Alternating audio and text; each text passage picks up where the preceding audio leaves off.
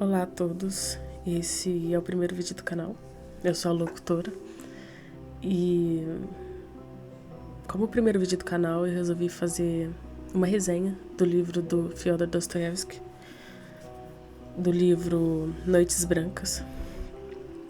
O livro é um livro curto, muitos dizem que é uma novela, um romance. Fala do personagem principal, que ele tá tão feliz com o verão da cidade, que ele vai saindo, vai encontrando outras pessoas que ele não conhece, mas como ele os vê todo dia, ele já se sente como se fosse amigo e já se sente como se fosse amigo dessas pessoas. Então, ele ficou a noite inteira perambulando pela cidade.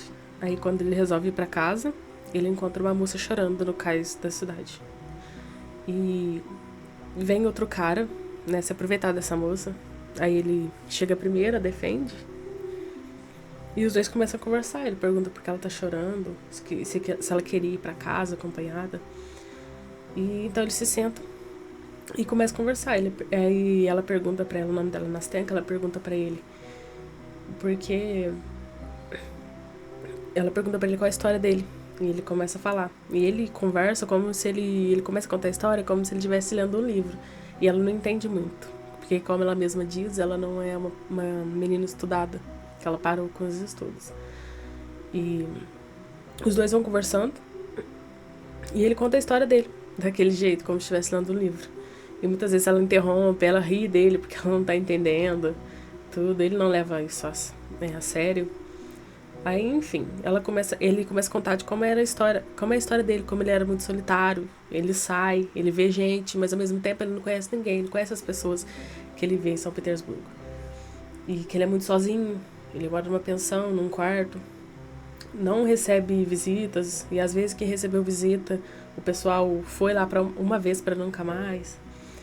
E a Nastenka, depois começa a contar essa história, conta que a avó gruda um alfinete na saia das duas para que ela não saia, e a avó também é cega, então para até que ajudar ela mesma. E ela conta para ele que elas alugavam um quarto porque a pensão da avó não era suficiente, então elas alugaram um quarto para um jovem. E ela começou a gostar desse jovem. Aí teve uma certa vez que a avó pediu para que ela pegasse alguma coisa, e ela esqueceu que elas duas estavam grudadas pelo alfinete e levantou com tudo. E caiu, e ela ficou muito envergonhada. Aí, nisso, o jovem viu, né, que as duas estavam presas. Aí, uma vez, eles se encontraram na escada e ele falou pra ela, você não se cansa de... Você não tem amigos pra onde ir? Você não... Você se cansa de ficar o dia todo com a avó? Ele já percebeu, né, pelo alfinete. E ela ficou envergonhada, falou que não se cansa, que até tinha uma amiga, só que se mudou. E ele convida ela pra ir pra um teatro, ver uma peça de teatro, e ela fala que não. Aí mais tarde ele pergunta pra avó dela se ela quer assistir, e a avó aceita na hora. Então foram os três, foram umas 3 peças de teatro. Só que aí depois ele parou de falar com ela, ficou mais sério. O tempo passou, então ele ia uma vez por mês só lá na casa, na hora da janta, cumprimentar a avó dela e ela. Aí até que um dia ele apareceu lá e disse que estaria voltando para Moscou para resolver uns assuntos lá. E que só voltaria depois de um ano. Aí ela começou a chorar, ficou pálida e disse que ia falar com ele. E disse que ia falar com ele, não. Ela levantou, juntou as roupas, fez uma trouxa e foi pro quarto dele. Aí abriu a porta, passou mal. Aí quando acordou, ele já se ligou o que estava acontecendo. Ele falou, não posso te levar, não tenho dinheiro. Mas eu prometo que 1 ano em Moscou, quando eu me estabilizar, eu volto. Se você ainda não tiver com outro. Enfim, aí ele voltou depois de 1 ano, só que não tinha falado com ela. E é esse momento que ela tá chorando no cais da cidade, aonde o nosso protagonista encontra com ela. Enfim, aí ele voltou já uns 3, 4 dias, só que não foi procurar ela e nem se encontrar ali no cais onde eles tinham marcado de se encontrar. E o nosso protagonista fala que ajudaria ela, que poderia enviar uma carta. Ela fica toda animada, você pode levar em tal lugar? Sim, ela faz a carta, entrega pra ele leva. Só que passou 3 dias e o outro cara não respondeu a carta. E nesse tempo, nosso protagonista já estava totalmente apaixonado por ela. Aí ela tava falando, nossa, é triste porque o cara não apareceu onde eles marcaram. Ela tava falando, nossa, por que ele não pode ser você? Por que ele não pode ser doce como você? Ela fica com tanta raiva dele e o nosso protagonista não aguenta mais ouvir tudo aquilo. Então ele confessa os sentimentos por ela, chorando, em meias lágrimas, olha, me perdoa, eu tô indo embora, já falei tudo. E ela falou, não, senta. Eles começaram a conversar.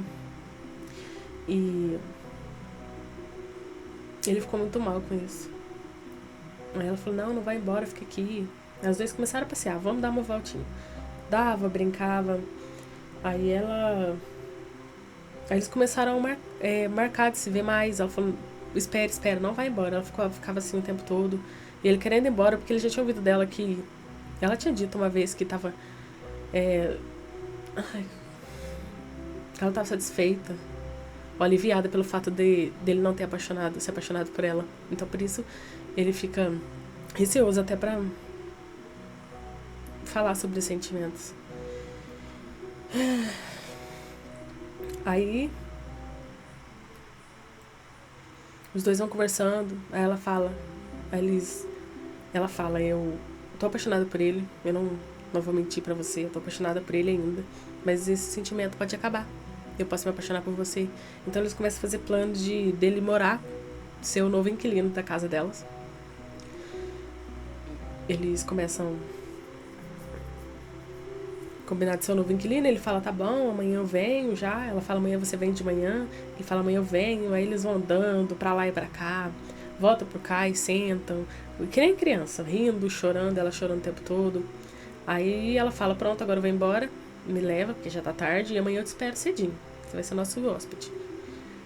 E que ele já tava combinando, né, dos dois já começar uma história. Não foi dito, mas ficou entre linhas. Então, ele vai levar ela pra casa agora, que ela quer também que ele saiba aonde ela mora. E assim, eles estão andando. Aí vem o moço na direção deles e ele fala, Nastenka. Aí nessa hora o coração do nosso protagonista já começou a acelerar, porque ele sabia, e ela também. Ele falou, Nastenka, é você? Aí ela vai direto aos braços dele. Aí depois de um suspiro ela volta e abraça e beija no rosto do nosso protagonista e volta com um cara de novo e eles vão embora. E nosso protagonista fica lá olhando, com o coração deslacerado. E na manhã seguinte ele acorda e a moça da casa onde eles trabalham, ele chama de Matriona, não sei se esse é o nome dela ou se é a função. E ela fala, tem uma carta pra você. Aí ele vê que é a Nastenka. Aí ela fala, me desculpa por tudo, mas eu ainda te amo, a gente ainda pode ser amigo, eu quero que você vá ao meu casamento, a gente vai casar semana que vem. E eu quero que você vá. E, nossa, isso acabou com o nosso protagonista, ele já acordou, o dia já tava péssimo. E depois de toda a história que ele conta pra Nastenka, de como ele era sozinho e das poucas felicidades que ele teve na vida, eu confesso que até chorei um pouco, até saiu algumas lágrimas, porque a vida dele já era péssima, dela também, mas ela foi sincera o tempo todo com ele, eu amo, a gente pode tentar mudar isso, mas eu amo. E ele apareceu, né, ele disse que ia pra Moscou, que ia se estabeleceu em Moscou, provavelmente conseguiu até mais, que ele dizia que era pobre, que não podia casar naquele momento, e ele voltou como prometido. E o nosso protagonista ficou dilacerado, como a maioria dos protagonistas das obras do Dostoiévski. Do Dostoiévski. E eu senti muito por ele, porque quem nunca passou por essa situação de gostar de alguém e essa pessoa gostar de outra? Enfim, eu li esse livro sem muita expectativa, mas estava um pouco animada por ter só 100 páginas, 110 páginas, em comparações com outras obras do Dostoiévski que eu li, que tinha 700, 600. Eu gostei muito, eu gosto muito de como os personagens dele, os personagens de uma forma negativa, eu consigo me ver, me identificar. Não queria, mas infelizmente eu me identifico. Então, para esse livro eu dou nota 5. Ou 4. Não, eu vou dar 5. A primeira vez que li, não tava conseguindo entender muito quando ele explicava as coisas como se estivesse lendo o livro. Mas na segunda vez, com mais calma, num lugar mais silencioso, Eu gostei. Então, esse é o primeiro livro. Eu não sei me expressar bem, mas a gente vai praticando. E é isso.